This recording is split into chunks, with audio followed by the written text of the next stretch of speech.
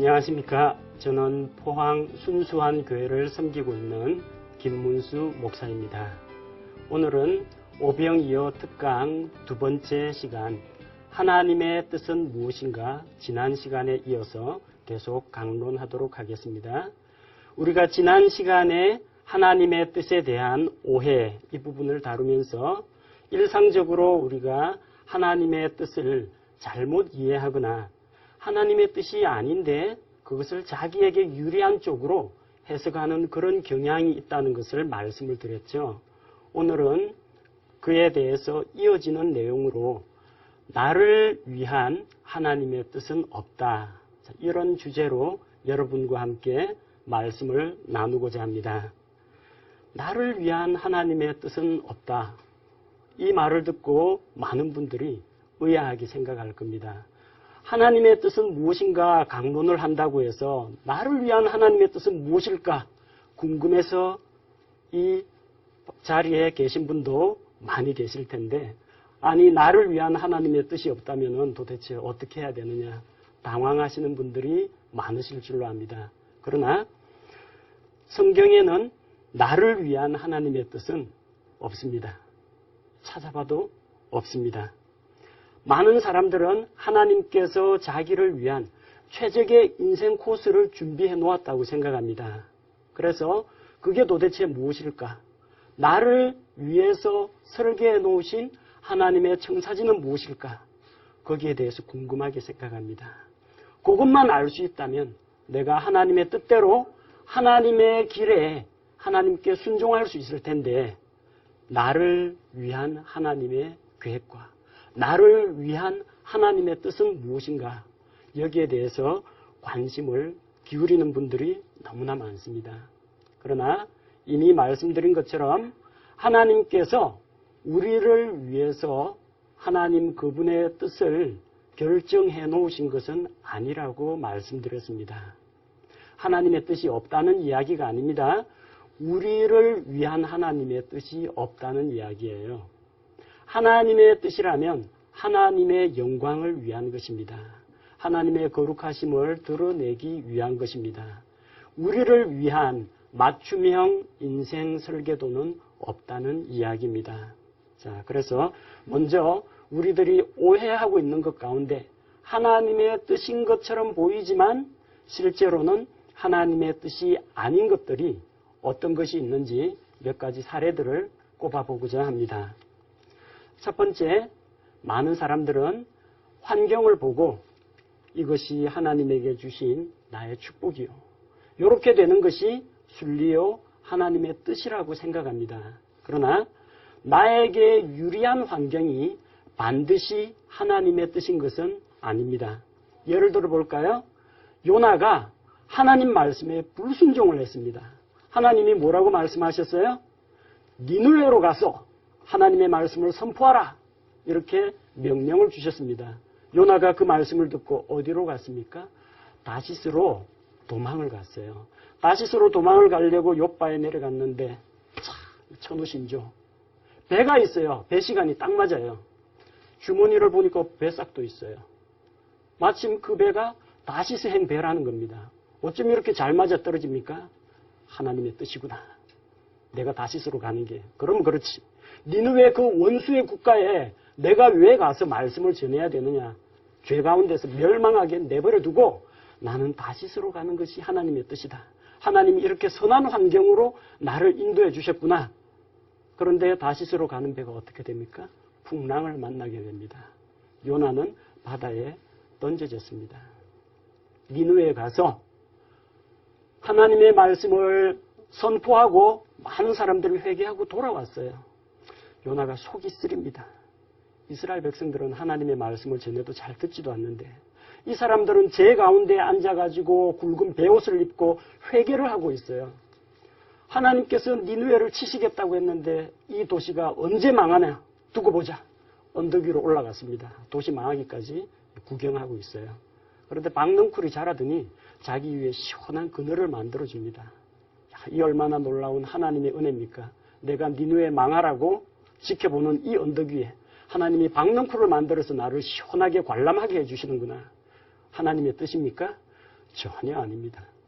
자기에게 뭔가 유리한 환경이 일어나고 자기에게 뭔가 유리한 사건들이 일어난다고 하더라도 그것이 반드시 하나님의 뜻은 아니라는 것을 우리는 기억해야 합니다. 그런데 이렇게 하기가 상당히 힘들어요. 왜 힘듭니까? 자기한테 좋은 일인데 이건 아니야 라고 뿌리치기가 상당히 어렵다는 겁니다. 그래서 영적인 분별력이 우리에게 갖춰져야 한다는 겁니다. 저하고 같이 성경 읽기를 하던 한 형제가 있어요. 우리 성경 읽기 하면은 성경 읽고 노트에다가 장절과 깨달은 점, 교훈과 적용할 점 꼬박꼬박 기록을 합니다. 한 1시간 정도 하다 보니까 그 형제가 이 가지고 온 연필심이 똑 부러졌어요. 탁 부러지니까 그 형제가 하는 말이 하나님께서 성경을 그만 읽으라고 하시네요. 이렇게 된 것도 다 하나님의 뜻인데 이제 성경 읽기 그만해야 되겠습니다 하고 성경을 딱 접어요. 자, 하나님께서 정말로 성경을 읽지 말라고 그의 연필심을 또각 부러뜨렸을까요? 연필심이 부러지면 또 깎아서 쓰면 됩니다. 아니 기록을 안 하고 소리 내어서 혹은 눈으로 읽기만 해도 괜찮습니다. 그런데 연필심 부러진 거 하나를 가지고 성경이 읽기가 싫고 부담스러우니까 그걸 하나님의 뜻으로 돌려버리는 겁니다. 그러지 않아도 성경 읽기 그만하고 싶은데 잘 됐다. 요걸 하나님의 뜻이라고 둘러대는 겁니다. 자, 자기에게 유리한 환경, 자기 마음에 맞게 어떤 사건이 척척 돌아간다고 해서 그걸 하나님의 뜻으로 간주해서는 곤란하다는 겁니다. 자, 두 번째, 나의 희망사항이 반드시 하나님의 뜻은 아니라는 겁니다. 자기가 마음속에 원하는 것, 어떤 것은 하나님께서 주신 영적인 순수한 동기력일 수도 있습니다. 하지만 그것이 자기 마음속에서 올라오는 육신의 정욕과 관련된 것이면 이것은 경계를 해야 합니다. 그런데 자기의 욕망을 하나님의 뜻이라고 포장을 하는 경우도 있다는 겁니다. 자기도 모르게 속을 수가 있습니다. 어떤 한 크리스찬 청년이 교회에 갔는데 새로운 자매가 한 명 보이는 거예요. 옷도 예쁘게 잘 입었고 얼굴도 괜찮고 몸매도 괜찮고 사귀고 싶다는 생각이 들었어요. 근데 낯선 자매한테 불쑥 손을 내밀기는 너무 어색하니까 뭐라고 접근하는 것이 좋을까? 그래, 하나님의 이름을 팔자. 그래서 접근해서 교제를 청했습니다. 저 자매님, 제가 기도하다 보니까 하나님께서 자매님과 사귀라는 그런 마음을 제 마음속에 불러넣어 주셨습니다. 이것도 하나님의 뜻인 것 같은데 우리 한번 서로 교제하면서 사귀어보는 게 어떻겠습니까? 그렇게 제안을 했어요. 하나님의 뜻이라고 하면 그 자매도 거절하기가 어렵겠다. 그렇게 생각을 한 거죠. 그 자매가 쌩긋 웃으면서 답을 했어요. 참 재밌는 분이네요. 집에 돌아가서 남편과 함께 상의해 보도록 하죠. 네, 알고 보니 이미 결혼한 여성이었다는 겁니다. 하나님께서 유부녀에게 접근해서 교제 신청하라고 하실 리는 없죠? 이거 하나님의 뜻이 아닙니다. 누구 뜻이에요? 자기 뜻입니다. 자, 사람들은 자기 욕망을 하나님의 뜻으로 포장합니다. 그래서 자기가 하고 싶은 것에 대해서 하나님께서 결제 도장을 찍어주기를 원하는 거예요.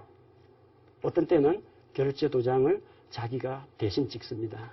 이게 하나님의 뜻입니다 하고 자기의 선택과 결정을 합리화시키는 도구로서 하나님의 뜻이라는 용어를 함부로 사용하는 경우가 있다는 겁니다.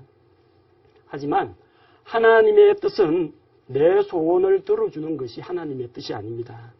진정한 하나님의 뜻은 하나님께서 원하시고 하나님께서 기뻐하시는 것이 하나님의 뜻이지 내 뜻과 내 소원이 성취되는 것을 하나님의 뜻이라고 하지는 않습니다.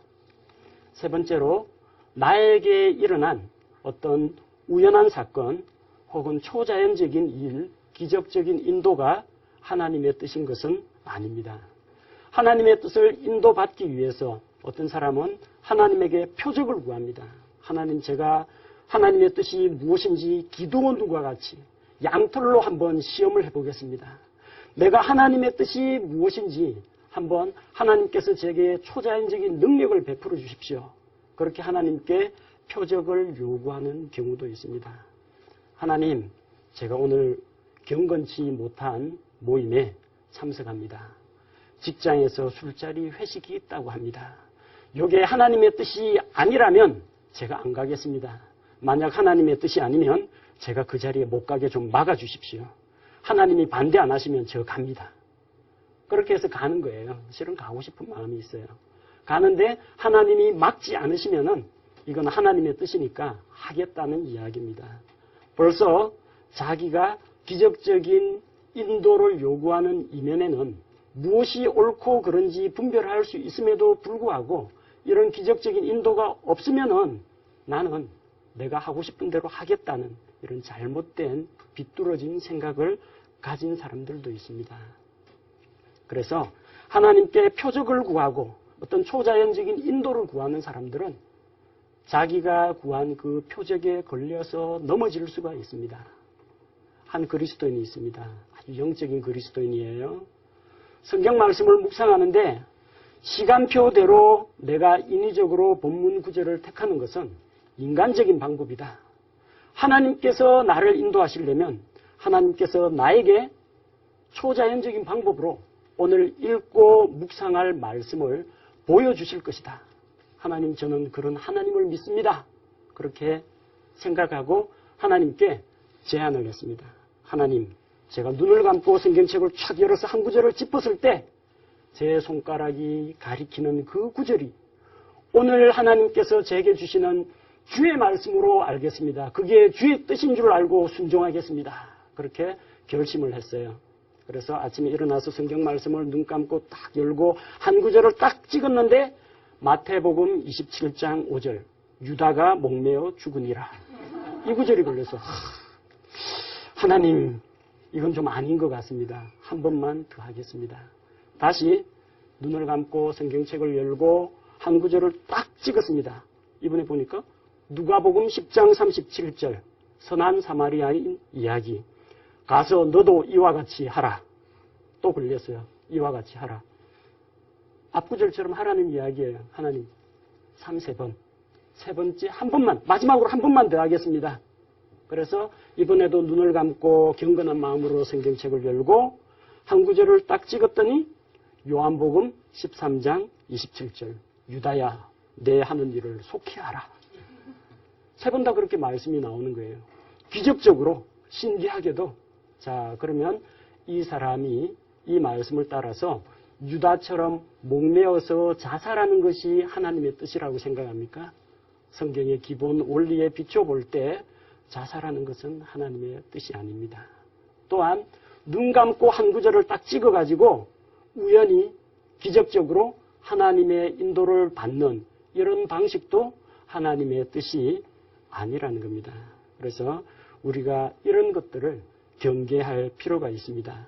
하나님께서는 자신의 뜻을 이런 우연이나 초자연적인 방법이나 기적을 통해서 나타내지 않습니다. 하나님의 뜻은 어디에 나타나 있습니까? 성경 말씀에 나타나 있습니다. 그래서 성경을 통해서 하나님의 뜻을 발견하려고 해야지 성경이 아닌 다른 것에서 내적 음성이니 직통계시니 환경의 변화니 아니면은 초자연적인 현상이니 이걸 통해서 하나님의 뜻을 분별하려고 하는 것은 어리석은 일이라는 겁니다. 다음으로 오늘 우리 특강에서 다루어야 할 가장 중요한 내용, 나를 위한 하나님의 뜻은 없다. 이 부분을 말씀드리고자 합니다. 나를 위한 하나님의 뜻. 자, 하나님의 뜻은 반드시 하나님의 영광을 위한 것이어야 합니다. 그분이 높임을 받고 그분의 선하심과 의로우심과 거룩하심이 드러나고 그를 통해서 하나님이 사람들로부터 영광과 존귀를 받는 것이 하나님의 뜻입니다. 나를 위해서 하나님께서 나의 시중을 들어주고 내 계획표를 짜주고 또 나를 기계적인 조작으로 인명 조종하듯이 조종하는 것은 하나님의 뜻이 아니라는 겁니다. 나를 위한 하나님의 뜻을 추구하는 사람들의 공통점이 있습니다. 그것은 무엇이냐면 하나님의 뜻에 액센트가 찍히는 게 아니고요. 나를 위한 요 네 글자에 강조점이 찍힙니다. 그래서 나를 위한 나 중심으로 모든 것을 생각한다는 겁니다. 온 세계가 나를 중심으로 돌아가고 있고 내가 세상의 중심이다. 그런 자기 중심적인 세계관에 빠진 사람들이 나를 위한 하나님의 뜻을 추구합니다. 하나님을 주님으로 모시지도 않고 하나님을 그냥 나를 위해서 문지르면 나타나는 램프의 요정 지니와 같은 그런 존재로 부려먹으려고 하는 사람들, 그런 사람들이 나를 위한 하나님의 뜻을 찾는다는 겁니다. 내가 짜장면을 먹는 것이 하나님의 뜻인가? 짬뽕을 먹는 것이 하나님의 뜻인가? 성경 찾아보면 뭐라고 나와요? 성경에 뭐 먹으라는 이야기 없습니다. 나를 위한 내 오늘 식단 메뉴를 결정하기 위한 성경 구절은 나오지 않는다는 이야기예요. 뭐가 나옵니까? 고린도전서 10장 31절 너희가 먹든지 마시든지 무엇을 하든지 다 하나님의 영광을 위하여 하라. 사람들은 무엇을 먹을까에 관심을 두고 무엇을 먹는 것이 하나님의 뜻이냐 그렇게 물어봅니다. 하지만 하나님께서는 우리가 무엇을 먹느냐보다 무엇을 위해서 먹느냐, 그것을 먹고 무엇을 하려고 하느냐 여기에 더 관심을 두고 계시다는 겁니다. 내가 창세기를 읽는 것이 하나님의 뜻입니까? 마태복음을 읽는 것이 하나님의 뜻입니까? 성경 찾아보세요. 안 나옵니다. 성경에는 그렇게 되어 있지 않습니다. 시편 119편 읽어보면 하나님의 말씀을 꿀송이보다 더 단 말씀으로 사모하는 마음으로 읽으라고 했습니다. 또 그 말씀을 읽을 때 하나님의 말씀을 거역하지 말고 순종하라고 말씀하셨습니다. 하나님은 우리가 성경책 읽는 순서에 관심을 두지 않습니다. 무엇을 먼저 읽느냐가 중요한 것이 아닙니다. 성경의 몇 장 몇 절을 읽느냐가 중요한 것이 아니라 정말로 그것을 진리의 말씀, 살아있는 말씀으로 받아들이고 그 말씀에 순종할 준비가 되어 있느냐, 이것을 하나님께서는 원하십니다. 결혼의 문제 살펴보도록 하겠습니다. 자, 짜장이냐 짬뽕이냐보다 훨씬 중요한 문제가 결혼에 대한 문제입니다. 제가 지금의 아내와 결혼하기 이전에 청년 시절에 여러 연령층의 형제 자매들과 함께 결혼을 위한 성경 공부를 한 적이 있습니다.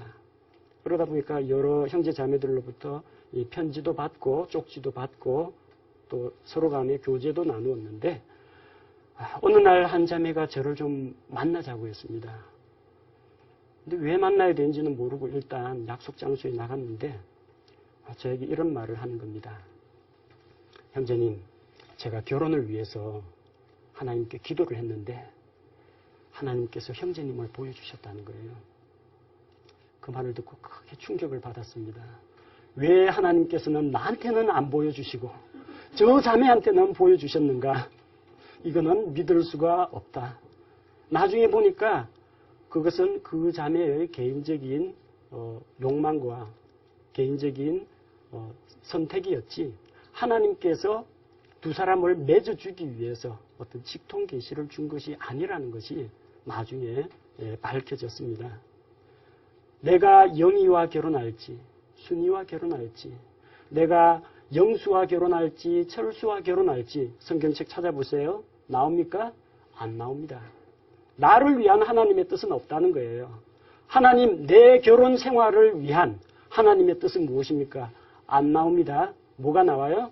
하나님께서 우리의 결혼 생활에 대해서 요구하시는, 그분께서 원하시는 하나님의 뜻은 나옵니다. 나를 위한 하나님의 뜻이 아니고요. 하나님께서 우리에게 요구하시는 그분의 뜻은 성경에 나옵니다. 성경에 뭐라고 나와요? 창세기 2장 18절 말씀을 보니까 사람이 독신으로 있는 것이 좋지 못하다고 했습니다. 그러니까 특별히 어떤 문제가 없다면 사역을 위해서나 신체 건강에 이상이 없다면 정상적으로 결혼을 해서 한 아내, 한 남편이 만나가지고 가정을 이루는 것이 하나님의 뜻이라는 겁니다. 홀로 산다라든지 동성 간의 결혼이라든지 이거는 하나님의 뜻이 아닙니다. 또 결혼에 대해서 그럼 누구하고 결혼해야 됩니까? 성경을 펼쳐봐도 내가 누구와 결혼할까요? 이것은 나오지 않습니다. 나를 위한 하나님의 결혼 계획은 나오지 않습니다. 다만 결혼을 위해서 내가 어떠한 기준으로 배우자를 선택해야 하는지 판단을 내릴 때 하나님께서 나에게 보여주신 그분의 뜻은 나옵니다. 고린도후서 6장 14절 너희는 믿지 않는 자와 멍해를 같이 하지 말라고 했습니다. 그러니까 불신자와 결혼하는 것은 하나님의 뜻이 아니고 반드시 믿음 안에서 믿음의 형제 자매들 사이에서 결혼을 하는 것이 하나님의 뜻이라는 겁니다. 그러면 크리스찬이면 다 괜찮습니까? 그렇지는 않습니다. 서로 마음이 통하고 뜻이 통해야만 합니다. 아모스 3장 3절 말씀 두 사람이 의합지 못하고 어찌 동행하겠습니까? 의기투합할 수 있어야 돼요. 예수님만 믿는다고 되는 것이 아니라 같은 비전과 같은 목표를 가져야 합니다. 같은 신앙의 칼날을 가지고 있어야 됩니다. 그래야만 두 사람이 하나님의 일을 뜻을 모아서 부부가 합심해서 사역을 할 수가 있는 겁니다.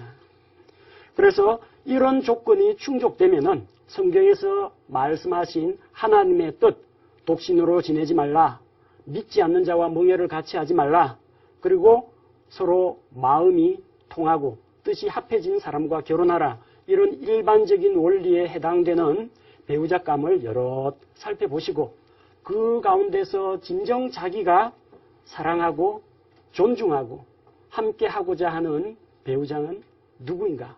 여러분이 선택하시면 됩니다.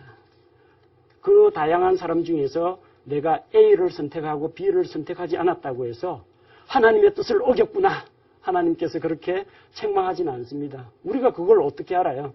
똑같은 크리스찬 형제, 크리스찬 자매인데 A라는 사람이 내 배우자인지 B라는 사람이 내 배우자인지 성경에 나오지가 않는데 결국은 하나님께서 주신 선한 양심과 우리의 이성과 분별력 가운데에서 우리가 성경 말씀의 원리에 따라서 선택을 해야 하는 문제이지, 삼신 할머니가 청실 홍실 엮어가지고 남자 여자 짝지어줬으니까 반드시 그 사람하고 맺어져야 한다, 이런 동양 사상은 성경적인 사고방식이 아니라는 겁니다.